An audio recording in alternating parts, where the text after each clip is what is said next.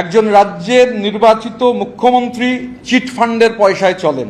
গোটা ভারতবর্ষে চিটফান্ডের সবথেকে বড় বেনিফিশিয়ারির নাম শ্রীমতী মমতা বন্দ্যোপাধ্যায়।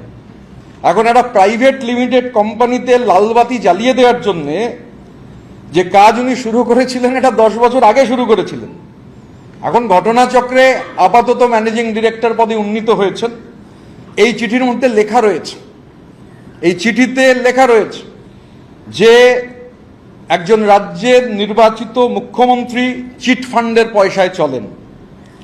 এই চিঠিতে লেখা রয়েছে যে গোটা ভারতবর্ষে চিটফান্ডের সবথেকে বড় বেনিফিশিয়ারির নাম শ্রীমতী মমতা বন্দ্যোপাধ্যায়। এই চিঠি, এই 91 পাতার চিঠি, যাকে তিনি বলেছিলেন যে কিছু অবাঞ্ছিত ঘটনা ঘটলে সুইসাইড নোট হিসেবে তাকে যেন ধরা হয়, এই চিঠিটাকে তার শেষ বয়ান হিসেবে ধরা হয়, এখানে হচ্ছে সমস্তটা রয়েছে।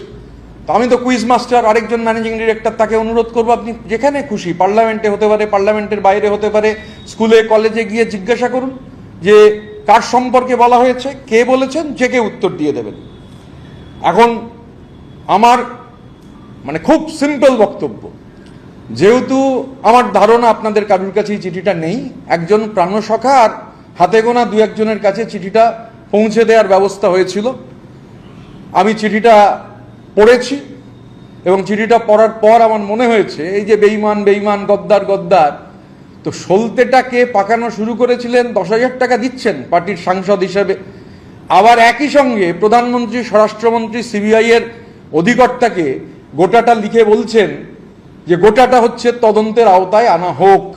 তো আমার মনে হয় আমরা অপেক্ষা করব, যদি দিদির কাছে চিঠিটা ম্যানেজিং ডিরেক্টর পৌঁছে দেন বা পাশে বসে কাটাকুটির জায়গাটুকু এক্সপ্লেন করে দেন, সেটা যদি না হয় বলুন। আমি তোকে বলছি, একটা বোকা ছেলে, ও একটা খারাপ ছেলে, একটা চাটন ঋত। তোর যদি আমি বলছি, তো তুই চাটন ঋত, তুই সরকারের পা চেটে, বালিশ চেটে তুই দাঁড়িয়ে আছিস। তোর 14 গোষ্ঠীর ক্ষমতা থাকলে তুই আমার নাম নে, তুই আমার নামে মানহানির মামলা কর, চল তোর সঙ্গে কোর্টে রাখা হবে। সালা লাতখোর মাল, সিপিএম থেকে লাত খাওয়া। আমার কিসের 91 পাতা, যা গিয়ে দিয়ে মমতা ব্যানার্জির হাতে। আমার নেত্রী বুঝে নেবে, আমি বুঝে নেবো। আমাকে এই ঘুরে ঘুরে দল করতে হয় না। যেদিনকে কুণাল ঘোষ 91 পাতার চিঠি দিয়েছে, সেই মাসেও কুণাল ঘোষ পার্টিকে মেম্বারশিপ দিয়েছে, কারণ কুণাল ঘোষ নিজেকে তৃণমূল কংগ্রেসের একজন সৈনিক মনে করে। 93 সালে 21শে জুলাই, যেদিন এই চাটনকৃত গোষ্ঠীর পার্টির হারমাদরা মমতা ব্যানার্জিকে খুনের চেষ্টা করেছিল, এই কুণাল ঘোষ মমতা ব্যানার্জিকে পুলিশের গাড়ি থেকে বের করে নিয়ে গিয়ে উডল্যান্ডসে ভর্তি করে রেখে এসেছিল। তো সুতরাং ওসব আমাকে দেখিয়ে কোনো লাভ নেই।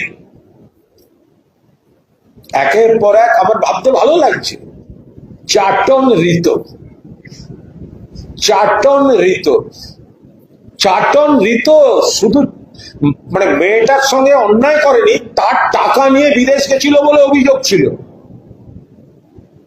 বালুরঘাটের কেসটায় ব্যাংক ট্রানজাকশনটা বড় বিষয় ছিল।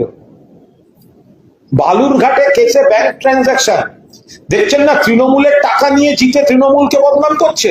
মেয়েটার টাকা নিয়ে জিতে আবার মেয়েটাকে ওর অ্যাকাউন্ট থেকে অবশ্যই তুমি আর কিছু করো না, আমি তোমায় টাকা ফেরত দিচ্ছি, কেস আছে ওর। চাটন ঋত।